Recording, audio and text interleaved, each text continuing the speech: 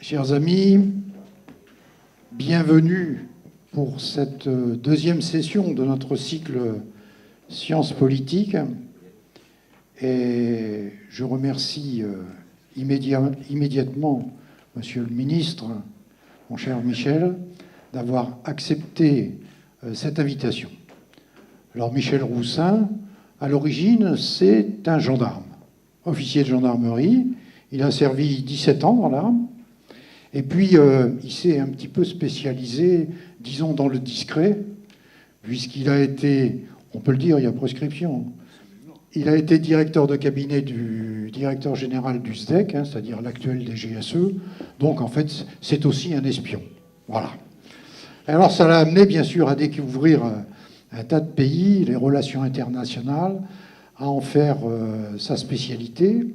Mais il a aussi fait une carrière politique, enfin, à la fois politique et administrative, dirons-nous, puisqu'il a été député, mais il a été aussi directeur de cabinet de la mairie de Paris, de Jacques Chirac. Il a travaillé avec Alain Juppé.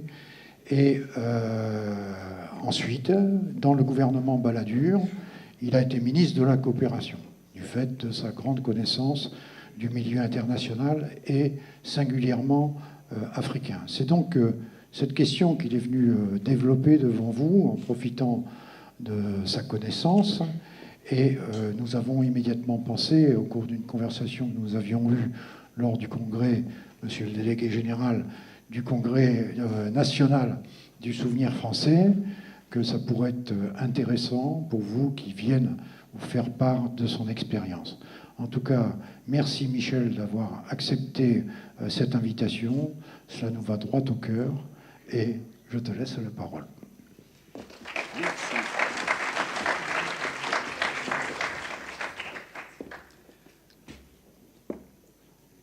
Comme vient de le dire le maire il y a quelques instants, j'ai pendant 12 ans servi un homme politique assez sympathique qui m'a dit « Michel, quand vous vous adressez à un auditoire, ne faites pas de protocole, vous vous planterez, vous dites « chers amis ». Alors, chers amis, j'ai toujours suivi son conseil et je m'en suis bien porté, mais quand même une mention particulière pour remercier le maire.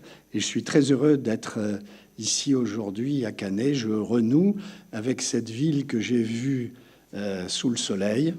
J'ai nagé ici et je suis content de voir qu'il pleut parfois aussi à Canet-en-Roussillon. Mais nous sommes là pour évoquer un sujet qui me tient à cœur, c'est celui des relations de la France avec l'Afrique. J'espère qu'on arrivera à partager quelques idées. Je voudrais rappeler qu'aujourd'hui, l'Europe est prise dans toutes les grandes transformations d'un monde qui est totalement incertain, vous le vivez tous les jours, où la liberté et la paix sont sans cesse menacées.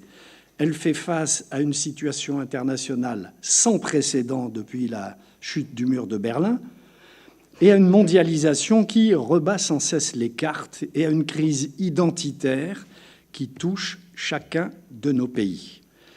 Le développement économique est un puissant facteur de stabilité. La France, l'Europe et bien évidemment l'Afrique en ont collectivement besoin. J'ai le souvenir d'un rapport diffusé en France le 30 décembre 2014 qui était intitulé « Les 13 tournants mondiaux qui vont marquer les 3 ans qui viennent », c'est-à-dire l'époque que nous vivons aujourd'hui. Et parmi ces signes figurait l'Afrique. Pourquoi ? Un constat s'impose, l'Afrique est un géant dont la population va doubler en 30 ans. Aujourd'hui où nous parlons, plus d'1,2 milliard d'Africains vivent sur le continent. 2 milliards en 2050, c'est demain. Cette population connaîtra alors une classe moyenne croissante, urbanisée, connectée. Déjà aujourd'hui, cette classe moyenne est estimée par le Fonds monétaire international, tous ces technos qui à Washington font des calculs, et par la Banque mondiale, à 380 millions de personnes. Donc cette tranche-là de consommateurs, 380 millions d'hommes et de femmes, tire nécessairement les classes qui sont plus laborieuses et qui ont plus de difficultés. On ne repart pas en arrière. Tout le monde sait, dans l'histoire de l'humanité, qu'il n'y a pas de croissance démographique sans un développement économique. Ça n'existe pas. Alors l'Afrique connaît aujourd'hui, et il faut le rappeler, un boom technologique, un essor très rapide de la téléphonie mobile. Il arrive parfois en brousse, vous voyez un type qui pousse un vélo ou qui est en train de diriger un attelage et qui a un portable. C'était impensable il y a 15 ans, c'est la réalité aujourd'hui. Il y a donc ce rapport de plus en plus et ce développement de plus en plus important de la téléphonie mobile, et la contribution de ce secteur au PIB est la plus forte du monde. 6%. Contre 4% aux États-Unis et 1,5% en Asie-Pacifique. Il faut le dire. Si je vous donne ces chiffres, c'est que je les ai contrôlés. Et donc, c'est impressionnant. L'Afrique apparaît donc comme un moteur économique. Le nombre des start-up créées est significatif. Le commerce en ligne est une réalité, c'est l'emblème de l'innovation. Aujourd'hui, quand on parle de commerce en ligne, eh bien, ça existe en Afrique.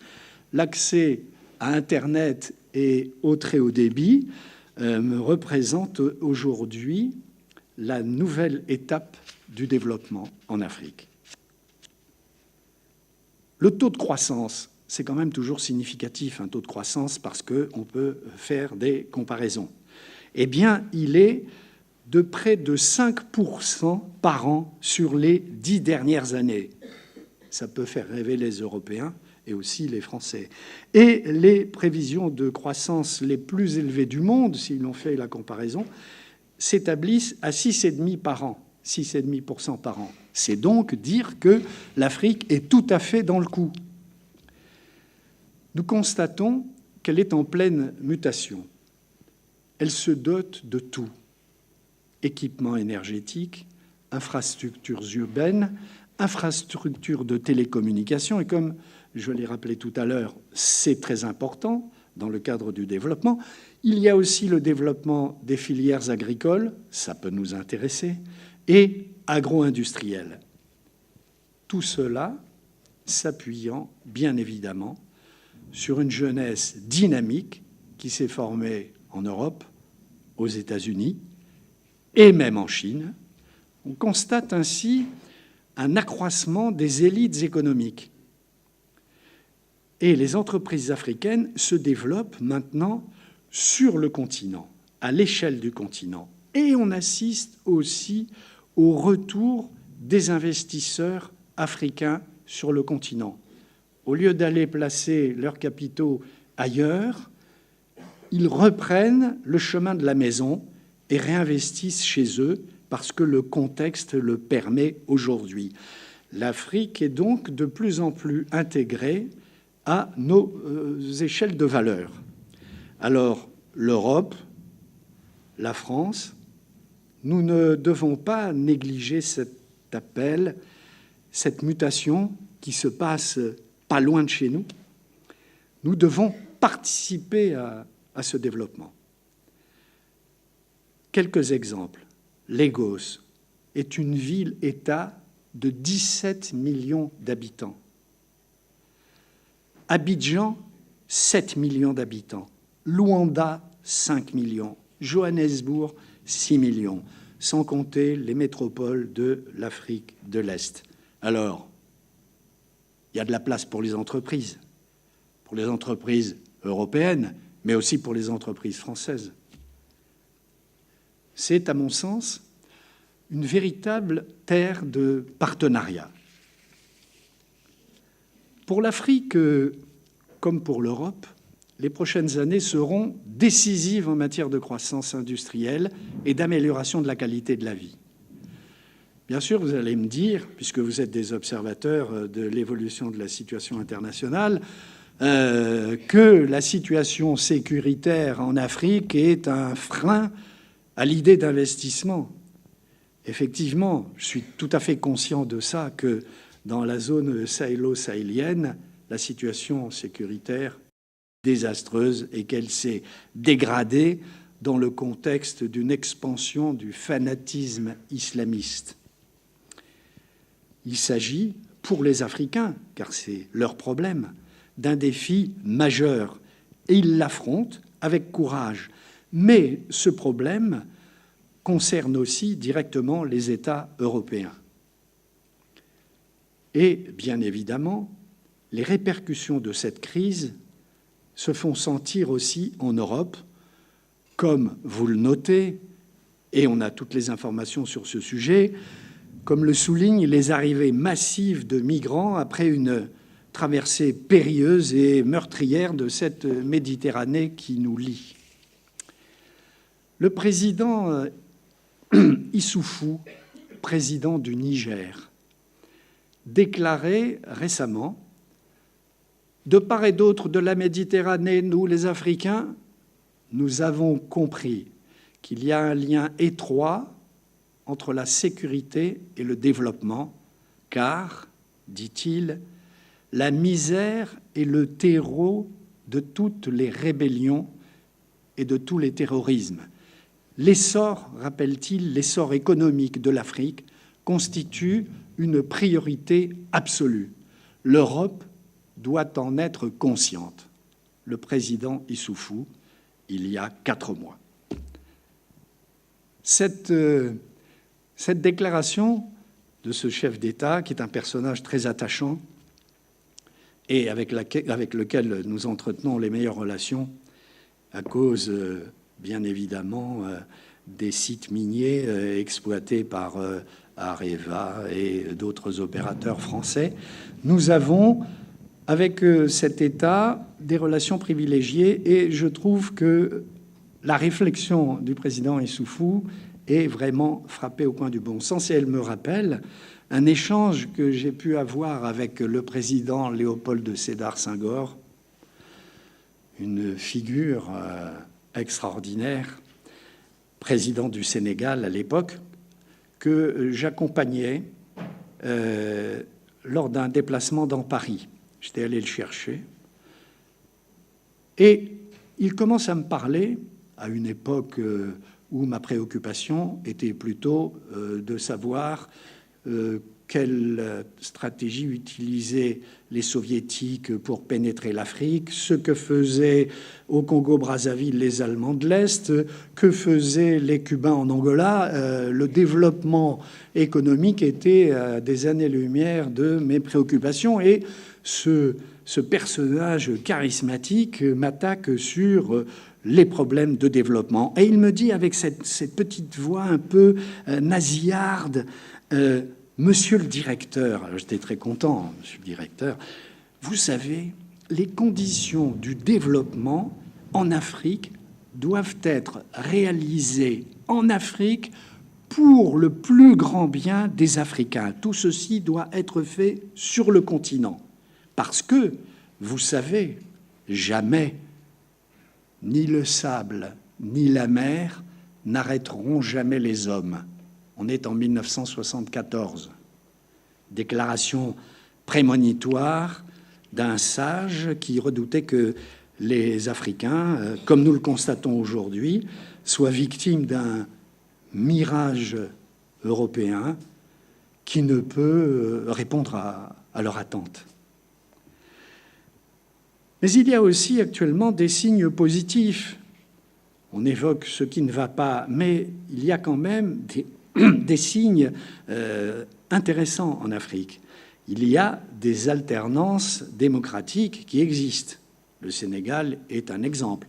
Il y a des crises dans d'autres pays, mais on en traverse aussi, nous, en Europe. L'arrivée de nouveaux partenaires économiques relance l'économie, et les pays accueillent maintenant, en y mettant les formes et en essayant de séduire les investisseurs, acceptent les arrivées d'entreprises étrangères. Et la situation actuelle ne rebute pas ceux qui prennent leurs responsabilités, qui acceptent de faire un bout de chemin avec ses partenaires africains. L'Inde, depuis longtemps, la Chine, l'Iran, le Brésil, le Venezuela, sans compter l'attention renouvelée des États-Unis, de la Russie, dont l'appétit grandit pour le marché africain. Elle est aujourd'hui de plus en plus présente. Et je n'oublierai pas la Turquie. La Turquie, partenaire économique qui devient incontournable. J'ai une anecdote. Dans des fonctions que j'exerce au MEDEF International, j'ai accompagné l'année dernière une délégation de chefs d'entreprise français, belle délégation, 83 chefs d'entreprise, reçus par le président Ouattara, le patronat ivoirien, les chefs d'entreprise, on signe des lettres d'intention, on se rencontre, le ministre des Finances nous encourage. 3 jours extraordinaires, on fait le bilan entre nous, les Français, on est tous très contents, c'est un succès, la presse enchaîne, les chefs d'entreprise français, etc. C'était un vrai succès. Et je peux le mesurer parce que depuis 1995, j'ai accompagné en Afrique, dans mes fonctions de vice-président du MEDEF International, 2350 entreprises françaises depuis 1995. Donc je connais l'état d'esprit des chefs d'entreprise quand ils arrivent en Afrique. Je vois comment ils réagissaient là. Tout le monde était vraiment enchanté de ce redémarrage de la relation avec la Côte d'Ivoire. On arrive à l'aéroport pour quitter la Côte d'Ivoire. Un immense calicot. Bienvenue aux chefs d'entreprise turcs. Turkish Airlines organisait son premier vol inaugural Istanbul-Abidjan. L'avion était rempli de chefs d'entreprise turcs. Ceci pour dire que la concurrence est là. Et puis je n'oublie pas les petits de la classe européenne qui font du B2B, des petites opérations comme ça sur des financements internationaux. La Slovénie, la Lituanie, la Norvège, le Danemark. Donc un certain nombre de pays ont pris en compte cette situation et cette possibilité de travailler avec les partenaires africains. J'entends aussi souvent dire, à propos de la Chine, qu'elle prend les plus grands projets. C'est souvent parce qu'elle apporte aussi les financements. Et bien souvent, ça on ne le dit pas, mais c'est l'évidence, des sous-traitances, expertise ou maîtrise d'œuvre sont déléguées à des entreprises, des opérateurs européens. Ce qui devrait, à mon sens, dissiper l'idée fausse que la poussée de la Chine se fait au détriment des intérêts européens. Et puisqu'on parle de la concurrence de la Chine, très souvent les entreprises françaises sont préoccupées. On a un projet, une idée d'investissement, et puis il y a une réticence. Ah oui, mais et la Chine on prend en compte effectivement cette espèce de rouleau compresseur chinois. Mais l'époque a changé, celle où les Chinois offraient un stade ou un hôpital pour piquer les ressources minières du pays dans lequel elles venaient essayer de créer un courant qui lui soit favorable. La Chine a procédé de cette façon inélégante pendant des années, mais finalement, les Africains, après ce passage du miroir aux alouettes, ont compris qu'il fallait traiter avec la Chine différemment. Donc maintenant, la Chine devient un partenaire possible. Et on peut, avec un peu d'audace, au lieu d'être frileux, pourquoi pas trouver des partenariats avec la Chine. EDF construit bien des EPR à Taishan. Les 2 premiers EPR fonctionnent. Celui de Flamanville ne marche pas encore. Il y en a 2 qui ont été construits en partenariat avec les Chinois. L'industrie automobile française développe une activité en Chine. Donc, il faut arrêter chaque fois de d'évoquer l'épouvantail chinois. Ah, les Chinois, hein. Bon, les Chinois, on peut aussi traiter avec eux. Ils savent développer des partenariats. Vous l'avez compris, donc on constate une concurrence effrénée sur le continent. Alors, où sont passés les Français? Pourtant, nos entreprises, moi je peux en témoigner, disposent d'atouts, un savoir-faire incontestable. La valeur de nos entreprises est reconnue. Nous avons la proximité géographique. Une importante diaspora africaine vit en France. Et un atout supplémentaire qu'il ne faut pas négliger et pas oublier, c'est que nous parlons la même langue et que nous avons le même droit. Et quand il s'agit d'affaires, c'est quand même pas mal d'avoir un droit identique, celui des pays de cette Afrique francophone et la France. Bien évidemment, il ne faut pas oublier aussi que l'Afrique sauve la francophonie. On parle de francophonie, on milite pour la francophonie. S'il n'y a pas l'Afrique, il n'y a plus de francophonie. Nous pourrions être, nous, les Français, chefs de file des Européens sur le continent, parce qu'on a toutes les clés. Et que notre rôle, qui est un rôle important dans la communauté européenne, serait de pouvoir effectivement être les leaders d'une réflexion commune des pays européens dans le cadre d'une relation plus étroite avec l'Afrique. Mais alors, faisons une analyse précise de la situation. Et alors là, il faut modifier nos grilles de lecture. Il est temps d'en finir avec la culpabilisation du passé. Les Africains n'ont rien à gagner à perpétuer une rancune improductive, ni les anciens colonisateurs à cultiver une mauvaise conscience stérile. Tout ça est ridicule et improductif. Il faut tourner la page. Soyons attentifs à la croissance des échanges internationaux. Il nous faut observer en Afrique l'amélioration aujourd'hui des finances publiques et un intérêt grandissant pour certains grands groupes bancaires d'accepter de financer des projets. Cette situation n'a pas échappé à la chancelière allemande. Elle vient d'effectuer son 7e voyage en Afrique. Chaque fois qu'elle se déplace en Afrique, et elle a vécu une période de campagne électorale, elle est allée 7 fois en Afrique. Elle y a, à chaque étape, passé 2 journées. Il m'est arrivé d'accompagner un président de la République française dans un voyage africain. Ça a duré, c'était un président très dynamique, très actif, toujours très engagé. Alors, on a fait 3 pays en 1 jour et demi. On a fait le Congo-Kinshasa, on a traversé le fleuve Congo, on est allé à Brazzaville et on est parti à Niamey, au Niger. 1 jour et demi. On a vexé 3 chefs d'État. Les chefs d'entreprise qui étaient dans cette délégation n'ont jamais vu personne. Et ça a été un coup d'épée dans l'eau.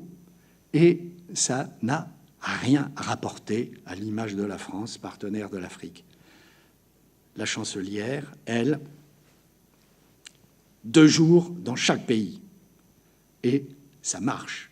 Et on a de plus en plus les Allemands faisant cavalier seul dans une zone où nous avons quand même, et où nous continuons à exercer une certaine influence. Elle a compris, la chancelière, que l'accroissement des investissements étrangers est notable, et donc elle s'intègre dans ce courant-là. Il faut savoir que l'augmentation de la consommation aujourd'hui en Afrique est liée à l'émergence de cette classe moyenne que j'évoquais tout à l'heure. Cette classe-là intéresse particulièrement les Russes. Les Brésiliens investissent dans l'agriculture et l'agroalimentaire. C'est quand même, pour nous Français, savoir que ce sont des Brésiliens qui font ça, c'est quand même, quelque part, ça devrait nous interpeller. Même Sa Majesté Mohamed VI a affirmé dans son discours à la nation du 20 août dernier à Rabat, une orientation que nous partageons.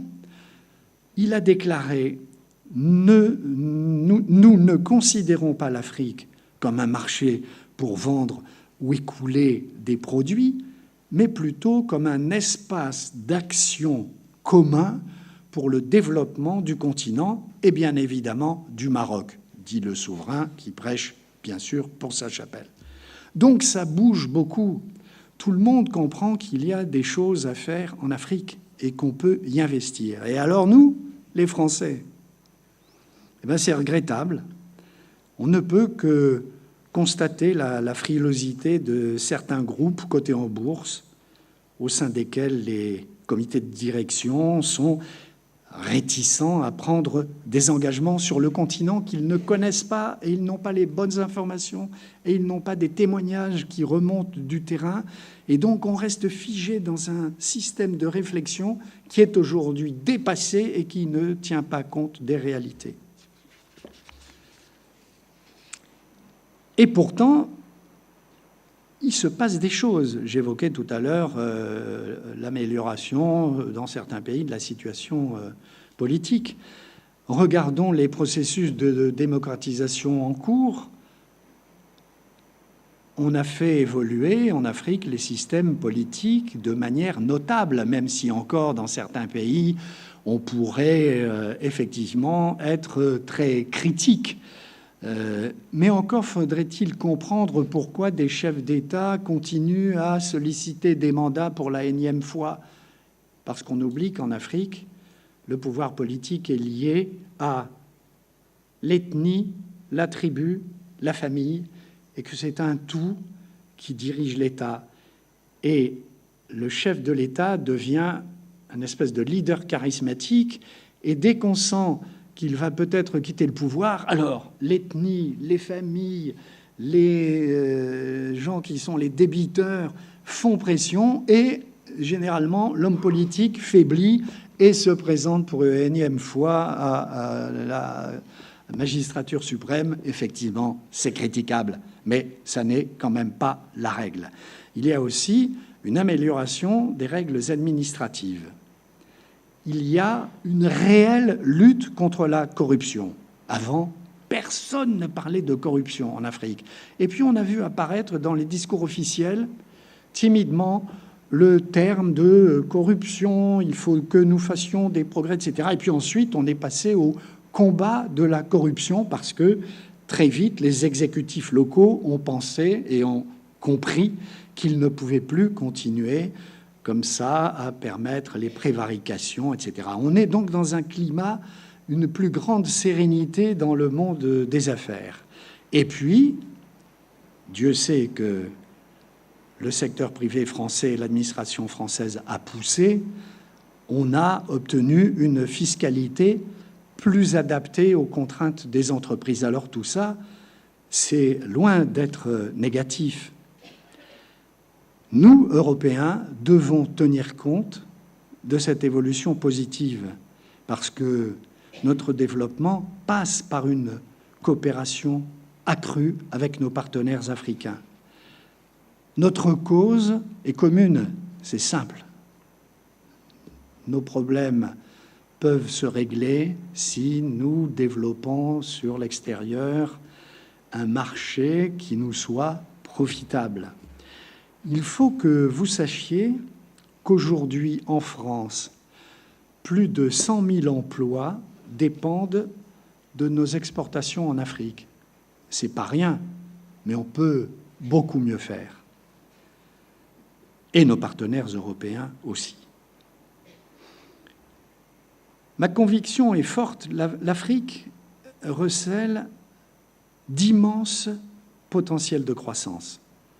dans des tas de domaines. On l'a vu dans le domaine des énergies fossiles, mais il y a aussi une richesse du sous-sol qui n'est pas encore exploitée. C'est vraiment le continent de demain. Pour concrétiser cette action commune que nous devrions avoir, nous, Européens, et plus particulièrement les Français, il faudrait qu'on puisse accompagner l'émergence d'un tissu d'entreprises locales. Alors, nous avons des accords.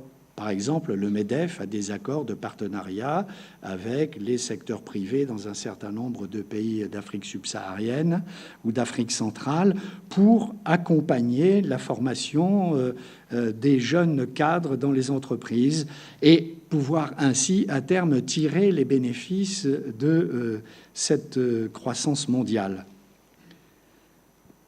Et puis, aujourd'hui, les pays d'Afrique nous proposent, parce que le dialogue existe, nous propose autre chose que ce mode de coopération qui était celui de la main tendue. Les Africains ont compris que ça, c'était terminé. Nous devons donc y répondre par un contenu approprié, allant au-delà de ces fameux débats. Vous savez, on doit, compte tenu de notre PIB, de pays riches, consacrer tel pourcentage à l'aide au développement, etc. Tout ça est terminé. Ça peut subsister, mais il faut qu'on passe à une autre ère. La France a du mal à intégrer cet impératif à sa vision du monde qui est encore marquée par la fin de la France-Afrique d'autrefois, qu'on a beaucoup critiquée. Ça a été parfait, la France-Afrique. Ça a permis aussi de stabiliser et développer les économies à une période où la France a eu un rôle déterminant. Mais aujourd'hui, nous sommes frileux devant les opportunités qui se présentent. Je le signalais plus tôt.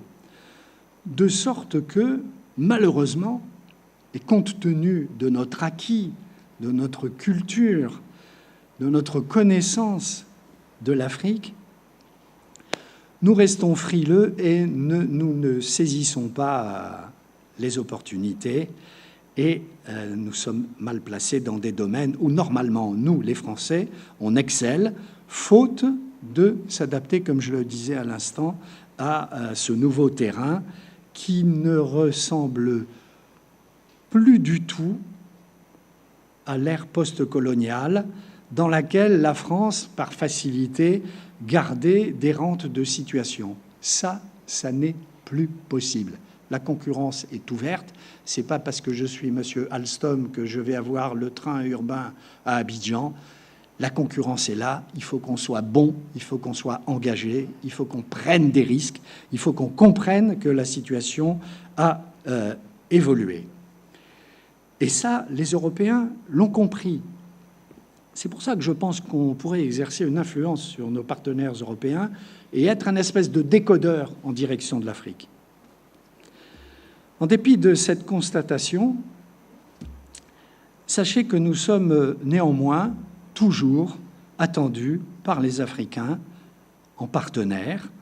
Les entreprises africaines que nous croisons, qui nous visitent en France, sont intéressées, font des offres, et nous devrions accepter avec humilité et un peu moins d'arrogance de travailler ensemble. Et nous pouvons le faire. Je pense, moi, enfin je milite pour ça, que la passion de l'Afrique doit revenir. Après 2 décennies de désenchantement, les 2 continents européens et africains doivent se rapprocher. Et cela laisse d'ores et déjà entrevoir les contours d'une Eurafrique capable d'étonner le monde. Si on s'y met ensemble et avec l'Afrique, c'est vrai que les Européens, nous pourrons tirer notre épingle du jeu. il faut arrimer le continent européen et le continent africain, a récemment déclaré le président Macron, qui va effectuer un second voyage en Afrique dans les temps qui viennent. Il s'agit d'un enjeu clé du développement mutuel auquel je crois et que je vous invite à partager avec moi.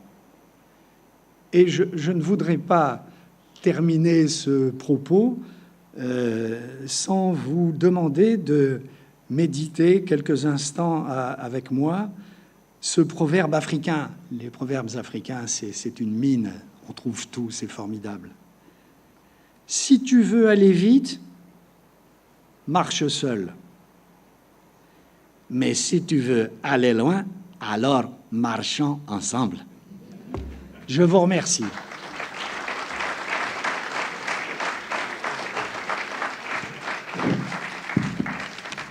Merci, Monsieur le Ministre. Voici venu le temps du débat, cher public. Qui a une question ou une remarque? Qui se lance? Monsieur? Attendez, je vous tends le micro.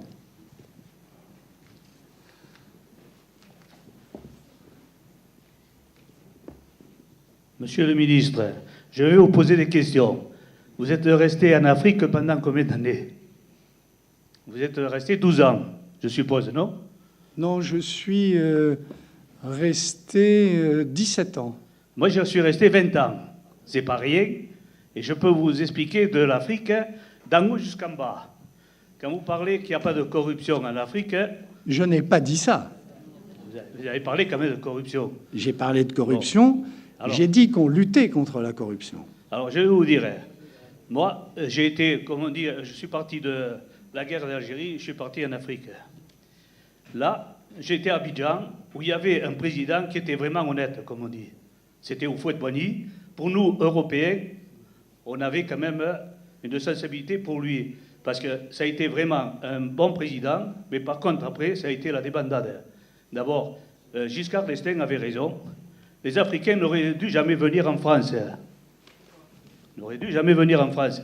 Parce que l'Afrique a besoin d'Européens, d'hommes blancs, pas d'Africains. On est... Comment? Eh oui.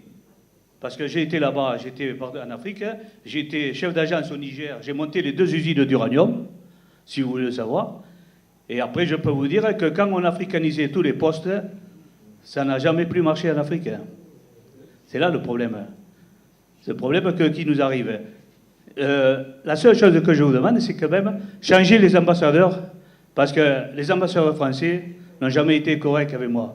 J'ai été viré du Niger, en payant un ministre 31 millions pour me faire expulser. Vous voyez un petit peu. Alors que j'étais chef d'agence, et puis je me suis installé à mon compte. Et alors, qu'est-ce que vous nous proposez, là? Alors, je vous propose... Non, je vous dis cette question. J'écoute ce que vous avez dit. Oui. J'ai écouté. Mais je vous pose ma question à moi. Voilà. Ça, c'est sympa de poser la question. Je dis bien que les Africains auraient dû rester en Afrique et non pas venir en France. C'est tout.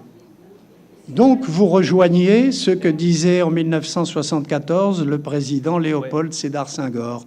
Il fallait que l'on construise et que l'on crée les conditions du développement en Afrique pour que les Africains restent dans le continent et ne rêvent pas de choses inatteignables et, comme on le voit aujourd'hui, embarqués dans un rêve fou parce que la misère est tellement grande que les types trouvent en eux le courage de traverser la Méditerranée. On parle des usines d'uranium. Vous savez combien d'Européens il y avait? Monsieur, on va pas... Moi, je suis là. Je suis pas un spécialiste de l'uranium. Non, mais je vous parle. Je suis pas un spécialiste de l'uranium. Il y avait quand même 2000 Français qui travaillaient au Niger. Il y avait 2000 Français. Et actuellement, il n'y en a plus. Non, il y en a. Vous commettez une erreur. Alors, ça continue. Et la France est toujours associée à l'exploitation des mines. J'ai travaillé, comme je vous dis, j'ai travaillé pendant 20 ans, mais j'ai 9 ans. Ma retraite, elle est toujours en Afrique, elle n'est jamais en France. Hein. Je peux vous le dire, ça aussi. Je vous remercie de l'éclairage que vous apportez. Une autre réaction, s'il vous plaît. Peut-être un peu moins polémique. Non, mais il n'y a pas de polémique. Hein. C'est ouvert. Bonjour, monsieur le ministre. Je suis quelqu'un qui, plus modestement, je m'intéresse à l'aide au développement d'une façon au niveau humain, personnel, de chacun d'entre nous. Le thème de votre conférence m'a interpellé positivement. L'Afrique, l'avenir de l'Europe.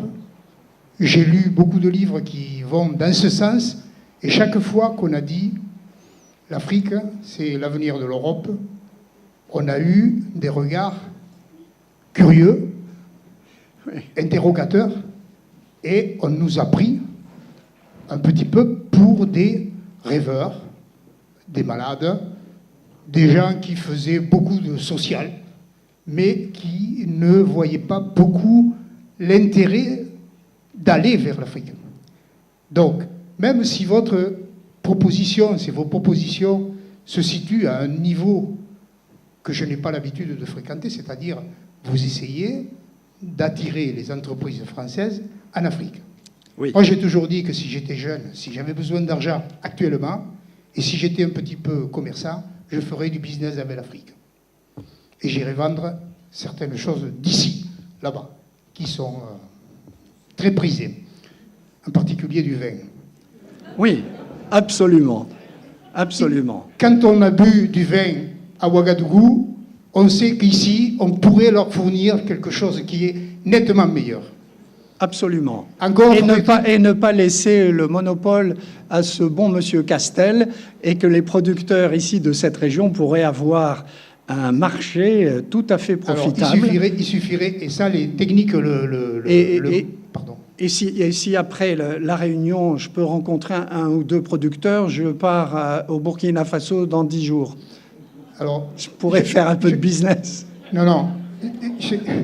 Je ne suis pas producteur de vin. Non. Hein, mais vous avez tout à fait raison dans votre analyse, et vous avez raison d'évoquer aussi la relation humaine et l'aide aux autres et le militantisme local en accompagnant effectivement les populations locales. Et c'est aussi notre rôle de Français, ancienne puissance tutélaire. Voilà. Je veux en terminer simplement que si je me situe à un autre niveau que celui du commerce et du business d'entreprise, je me situe au niveau personnel, et je toujours dis que nous serions les gagnants de traiter avec nos amis africains quand on les connaît bien. On y gagne sur le plan psychologique, sur tous les plans.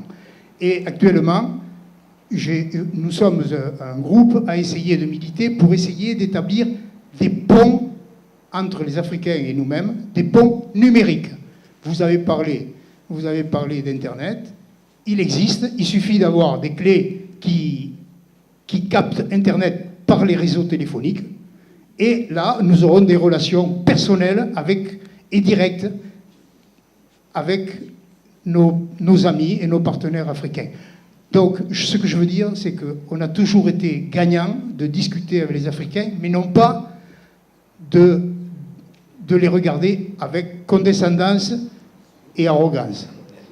Voilà. Merci de votre intervention, qui est tout à fait positive et qui va dans le sens de ce que je souhaite moi personnellement, et je suis ravi de voir que vous partagez cette analyse. Et vous avez raison, il faut avoir confiance dans l'autre, et il n'y a pas de raison que ça ne marche pas avec les Africains.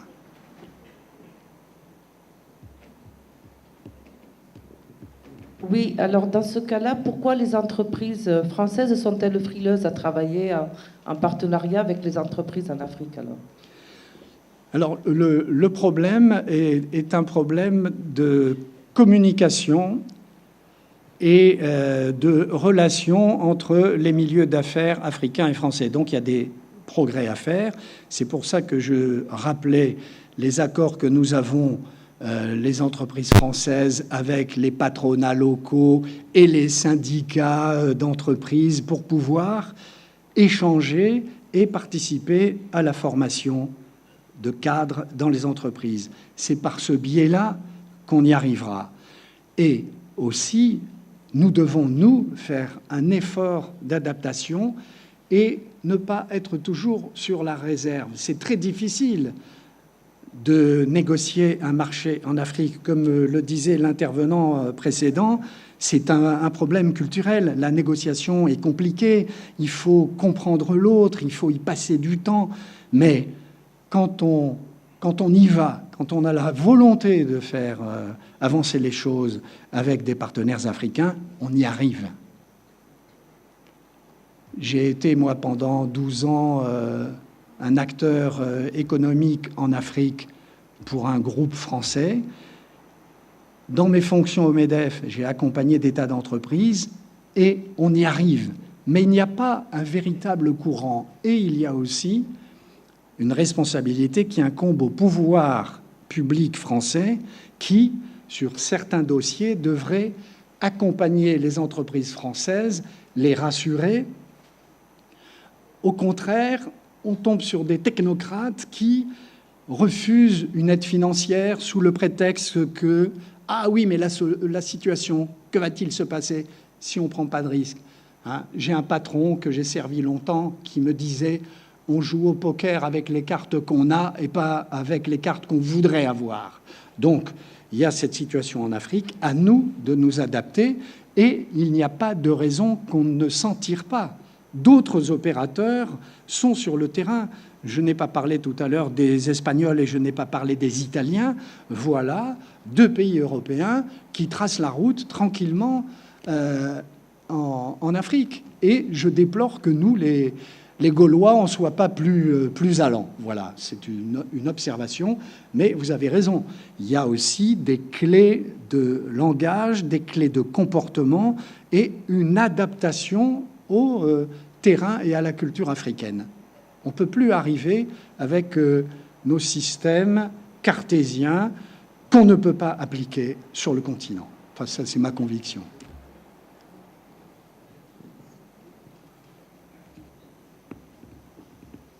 Bonsoir, Monsieur le Ministre.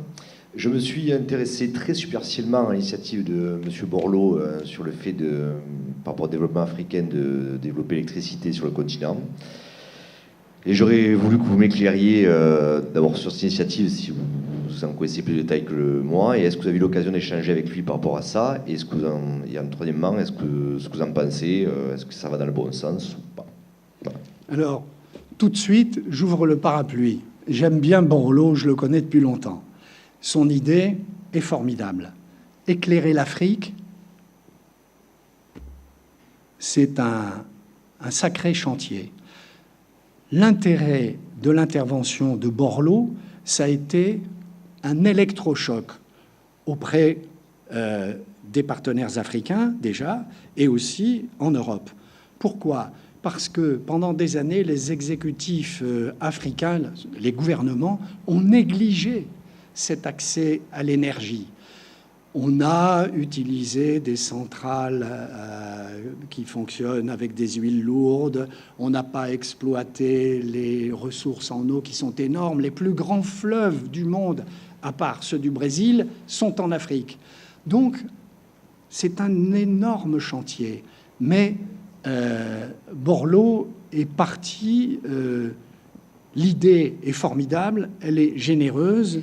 Ensuite, comment on la réalise? Et dans une vie professionnelle antérieure, j'ai été pendant 5 ans le conseiller pour l'Afrique d'EDF, du PDG d'EDF. Donc, l'électricité, je connais, puisque mon job, c'était l'accès à l'énergie en Afrique. Et donc, on en a souvent parlé avec Borloo.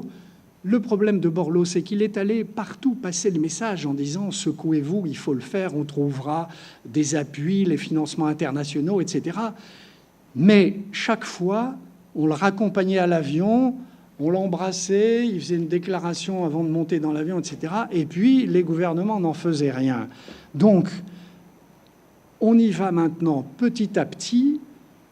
On va arriver à avoir des projets d'accès à l'énergie qui vont être financés. Ça va prendre du temps. Ça va marcher. Pourquoi ? Parce que Borloo a tiré le signal d'alarme et qu'il a milité, qu'il est allé voir tout le monde, il a tiré toutes les sonnettes et il a essayé de faire rêver les gens en leur disant « on va éclairer l'Afrique ». Mais Éclairer l'Afrique, c'est une chose. Il y a un problème d'infrastructure lourde à mettre en œuvre, de formation des gens. Heureusement, il y a les énergies nouvelles, parce que ce qui coûte énormément, c'est le transport de l'énergie, c'est-à-dire tirer les câbles sur le continent, c'est mission impossible. Donc, il y a des alternatives avec les énergies nouvelles. Mais pour répondre à votre question, heureusement que Borloo s'est lancé dans ce projet. Ça a été, comme on dit maintenant, un lanceur d'alerte. Et il a eu raison. Après, il va falloir voir comment les choses progressent, mais ça a été une prise de conscience pour beaucoup de personnes. Et je sais que chez EDF, on l'a vu, on a travaillé avec lui, on lui a donné des éléments de langage, et il a continué sa mission. Donc moi, je considère que c'est positif et qu'il fallait qu'un jour quelqu'un ait le courage de se lancer dans cette espèce de rêve, mais c'est un rêve qui peut et qui va devenir une réalité.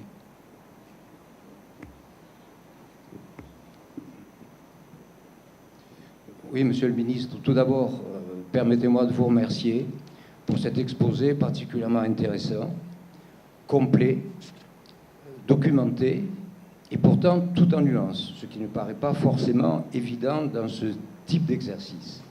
Ceci dit, vous avez donné toute une série de chiffres que vous avez personnellement vérifiés et que nous prendrons donc forcément comme acquis, et qui sont très favorables à l'évolution de la situation économique africaine. Je voudrais quand même modérer cet enthousiasme de votre part, parce que j'ai bien compris que vous étiez un contempteur de l'Afrique, en disant qu'il est toujours beaucoup plus facile d'avoir un bon pourcentage d'augmentation quand on part de rien ou de quasi rien que quand on part d'un chiffre déjà élevé. Donc je voudrais déjà ramener un peu cet optimisme qui vous habite et qui est une excellente chose, parce que si on n'a pas l'optimisme, on ne peut pas avancer. D'une part. D'autre part, et ce sera ma question, et j'en terminerai bien entendu, j'ai l'impression quand même que volontairement ou involontairement, je n'en sais rien, vous sous-estimez un petit peu les lourdeurs de la mentalité, je cherche mes mots, de la mentalité africaine. Alors, pourriez-vous nous ou me rassurer sur le fait que vous ayez bien pris en compte cette lourdeur qui empêche les choses d'avancer véritablement? Alors, vous avez tout à fait raison d'évoquer cette lourdeur. C'est une constante, mais il faut faire confiance à l'homme. Ça évoluera. Mais aujourd'hui, vous avez raison, il y a des lourdeurs. Néanmoins, comme je l'ai rappelé, il y a une élite qui s'est formée, qui revient en Afrique et qui va permettre, je l'espère, d'éclairer un peu ceux que vous caractérisez à juste titre comme un peu, un peu embourbés, si j'ose dire. Vous avez tout à fait raison, mais les choses évolueront. Et c'est vrai que je suis peut-être un peu trop... Mais j'ai déjà vu en de nombreuses années d'observation les choses évoluer. Et je pense qu'on y arrivera en tenant compte effectivement de cette difficulté qui est liée à la formation. Et on retombe à ce moment-là sur l'éducation, etc. Autre volet, on aurait pu en parler aussi, c'est vrai que la formation doit être faite sur place. Les gouvernements doivent créer une éducation nationale. On a laissé des choses en héritage, l'héritage a périclité. Donc tout ça, j'en suis tout à fait conscient. Mais j'espère qu'il y a aussi une sagesse africaine qui permettra aux populations de sortir de cette léthargie.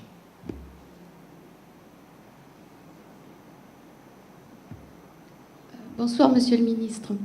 Tout à l'heure, vous nous avez dit que vous alliez vous rendre à Ouagadougou dans quelques jours. Et j'aimerais savoir ce que la France fait, quelle est l'action de la France au Burkina Faso, très précisément. Et j'ai une autre question également, en dehors de l'aspect économique. C'est cette fameuse zone rouge qui s'étend au nord de Waïgouya et qui s'étale sur la frontière avec le Mali. Est-ce que vous avez des informations récentes à ce sujet? Peut-être que mon prédécesseur a évoqué ce sujet lors de sa conférence, M. Bockel, puisqu'il parlait de l'armée française. Non. Bon, donc on va évoquer le sujet. Donc, au Burkina Faso, j'y étais et j'y retourne parce que je dirige une société de chemin de fer qui relie Abidjan, Bobo-Dioulasso, Ouagadougou, Sitaraï. Donc un espèce de cordon ombilical qui désenclave l'Afrique sahélienne pour sortir sur le port d'Abidjan ce qui est produit et monter ce qui arrive vers le Sahel. Ceci pour dire que je connais bien les courants logistiques de la zone. Et effectivement, on a réduit au niveau des pouvoirs publics l'aide au Burkina Faso. La nouvelle équipe gouvernementale reprend les rênes et reprend des initiatives dans ce domaine. Et le nouveau ministre de la Coopération est parti pour accompagner le développement et l'action du nouveau gouvernement burkinabé. Donc, effectivement, il y a un effort à faire.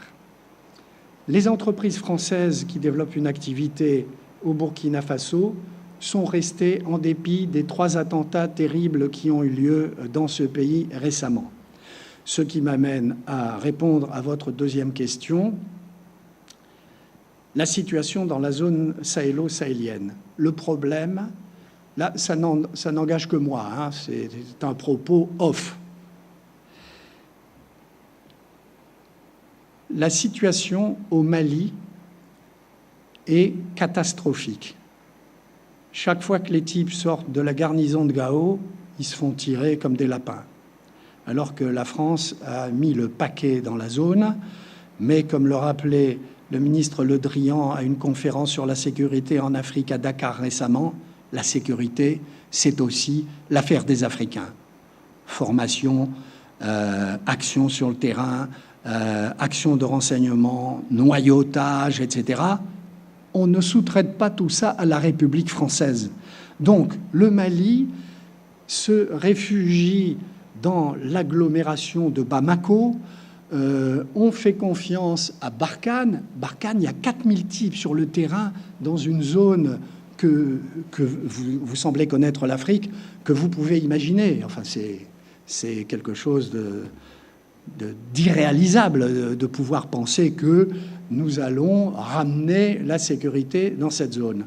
Il faut que les Africains, et les chefs d'État africains vont se réunir à Dakar de nouveau en fin d'année, prennent en compte cette résistance commune.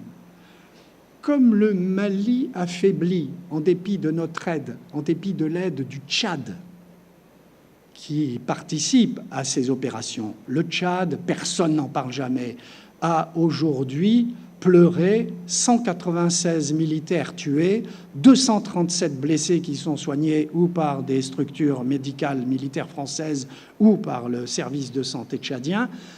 Ils sont là, toujours avec nous, mais on ne peut pas tout faire. Donc, on est dans cette situation de fragilisation du Mali, en dépit de l'énergie qu'on développe, et les reconnaissances aériennes, et les missions avec les hélicos, etc. Et on n'arrive pas à contenir. Le front affaibli, et le pauvre Burkina se retrouve en première ligne, lui aussi, avec une armée embryonnaire, des services de sécurité qui ont été remodelés après le changement de chef d'État. Tout ça est assez compliqué. Le problème, c'est que nous devons continuer notre effort et tirer les Européens pour que les Européens fassent aussi un effort militaire, puisque nous avons des accords de coopération avec les pays d'Europe. Donc les Européens doivent participer à cette action contre le terrorisme international sur les territoires d'opération en Afrique subsaharienne. Donc on est dans cette situation où on a un Mali fragilisé, affaibli dans son centre, et c'est la frontière nord du Burkina qui se trouve, lui, maintenant, en première ligne avec des infiltrations. Et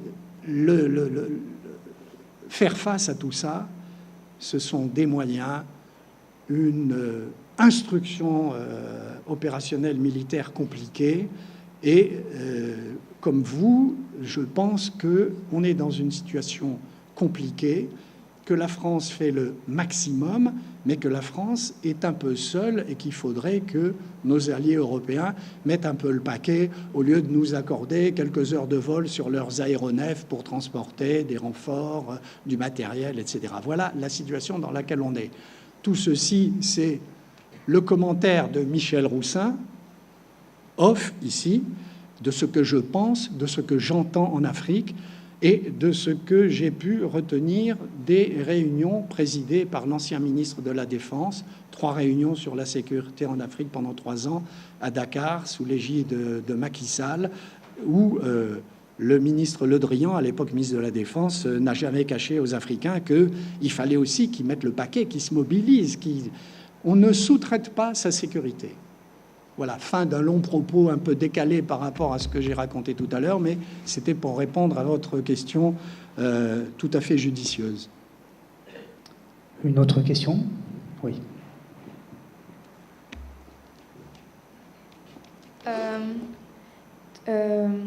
Pour les Français, pour qu'ils reprennent le dessus sur les autres pays, la solution, ça serait qu'ils proposent aux Africains que les entreprises françaises proposent des solutions comme pour nourrir les générations futures africaines, vu qu'elles seront 2 milliards en 2050. Vous avez tout à fait raison. C'est ce qu'il faut arriver à faire.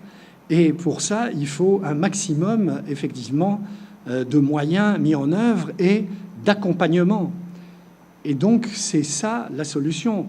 On vit en Afrique, comme ailleurs, une relève de génération. Et le problème que vous évoquez rejoint celui de la formation, celui de la scolarisation, de la formation, de l'éducation des gens. Ça passe par là, vous avez tout à fait raison. Et ça, c'est une mission aussi que nous pouvons, nous, Européens, et plus particulièrement les Français, mettre en œuvre. Votre question est tout à fait juste. Bonjour, Monsieur le Ministre. J'ai une petite expérience africaine de 6 ans qui remonte à plus de 30 ans. J'ai la très nette impression que l'Afrique du début des années 80 et l'Afrique actuelle sont 2 choses totalement différentes. Et je voulais embrayer sur un autre aspect du problème. Vous avez parlé de je ne sais pas si on peut dire la coopération chinoise, tout au moins l'économie chinoise en Afrique. On a toujours opposé, bien que je n'étais plus en Afrique à ce moment-là, les Chinois sont arrivés construire le grand stade de Niamey au moment où l'on partait. On a opposé les entreprises françaises qui recrutaient du personnel sur place aux entreprises chinoises qui emmenaient tout de Chine, y compris leurs salariés. Est-ce que vous avez quelque chose à dire là-dessus ? La seule chose que je peux dire, c'est qu'à l'époque, c'était tout à fait exact et que nos partenaires africains se sont laissés, mon mot est trivial, se sont laissés embrouiller par les Chinois qui venaient avec leur financement, leurs troupes et qui proposaient, en échange, vous avez évoqué le stade de Niamey, mais on peut comme ça rappeler la création du Sénat et d'un hôpital à Libreville, etc. Ils ont passé leur temps à essayer de gagner de façon peu honnête des parts de marché. Mais au bout d'un certain temps, les Africains ont compris ça. Et on est maintenant arrivé à une négociation beaucoup plus correcte avec des dossiers qui sont présentés, des appels d'offres auxquels ils sont obligés de se soumettre, alors qu'à l'époque que vous évoquez, c'était chasse libre pour les Chinois. Et nous ne pouvions rien faire puisque ces pays étaient indépendants et que la Chine arrivait comme nouveau partenaire économique. Les choses se sont rétablies et on est revenu à quelque chose de plus normal aujourd'hui, et avec la possibilité de trouver des accords avec les boîtes chinoises. Mais ce que vous avez vécu, ça a été la réalité. À Dakar, sur les quais, les types qui faisaient des beignets, etc., c'était plus des Africains, c'était des Chinois. Même chose à Douala. Et donc, les Africains, à un moment donné, ça a été l'électrochoc, ils ont compris, et on est allé dans une autre façon de traiter le partenaire et l'ami chinois.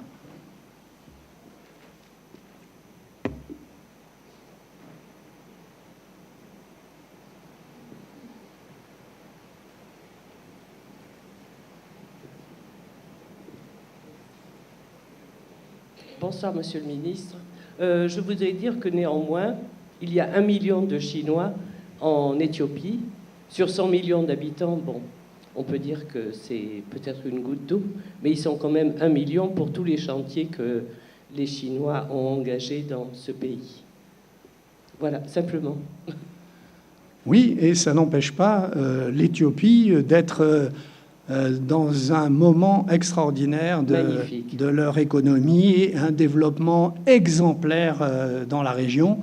Et s'il y a ces Chinois, le gouvernement éthiopien doit arriver à gérer ça. À gérer, parce que le succès aujourd'hui économique de l'Éthiopie dans la corne orientale de l'Afrique, c'est quelque chose de significatif et d'exemplaire. J'adhère.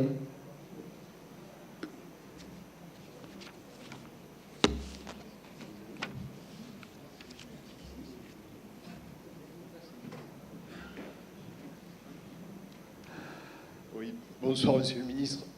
Peut-on considérer que le passé colonial de la France, soit un handicap pour les relations commerciales? Je ferai peut-être allusion à la polémique qu'a lancée M. Rocard, quand une entreprise a souhaité reprendre Africa Rail à son compte. M.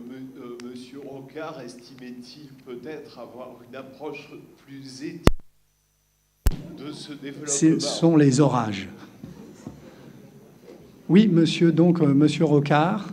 Voilà, je disais que donc le passé colonial pouvait-il être un handicap et que la vision qu'avait monsieur Rocard du développement de cette voie de chemin de fer lui paraissait plus éthique avec son mode de fonctionnement plutôt que de le laisser à une entreprise telle qu'on peut l'entendre. Alors, je me souviens qu'il y a eu effectivement une prise de position de M. Rocard qui avait des accords avec le gouvernement béninois, etc. Mais je n'ai pas d'informations particulières.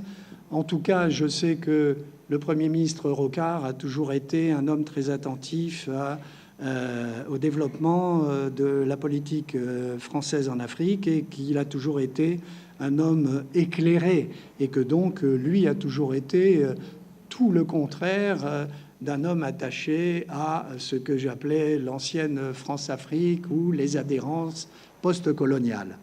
Donc, dont acte si le Premier ministre a milité pour effectivement permettre que les choses se passent dans de bonnes conditions pour les Africains, et c'est bien dans la nature de la politique qu'il a toujours conduit. C'est tout ce que je peux vous dire comme sentiment. Je ne suis pas initié, je ne connais pas le détail de cette affaire.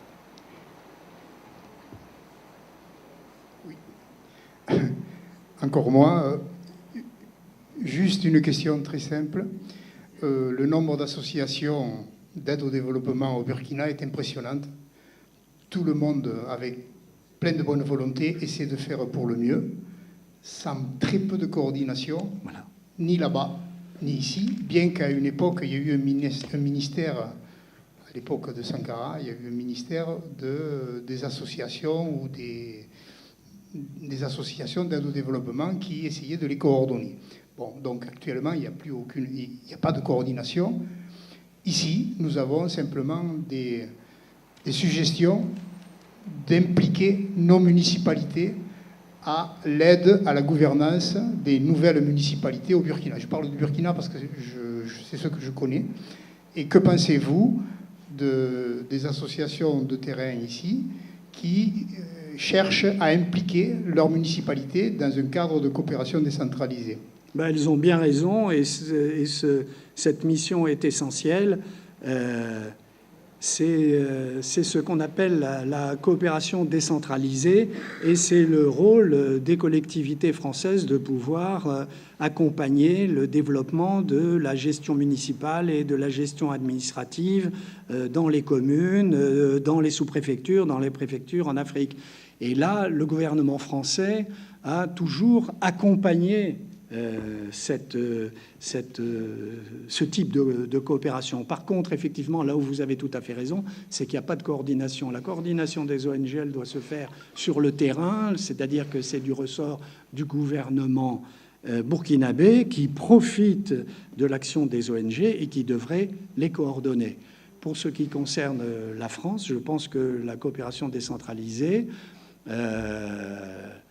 suit un certain nombre de règles et les communes qui sont engagées en Afrique ou qui sont jumelées, etc., ont un rôle, à mon avis, essentiel d'accompagnement et d'influence. Si on veut continuer à marquer dans notre empreinte, c'est par le biais des ONG que cela passera aussi. Voilà mon opinion.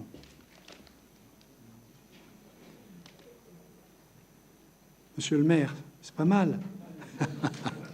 Non. Voilà. On ne peut pas répondre à toutes les questions. Je n'ai pas voilà, je ne suis qu'un témoin et vous connaissez le fond de ma pensée. Après, le sujet est tellement vaste. On a tous notre rôle à jouer dans cette histoire, mais je vous suis très reconnaissant de m'avoir écouté patiemment.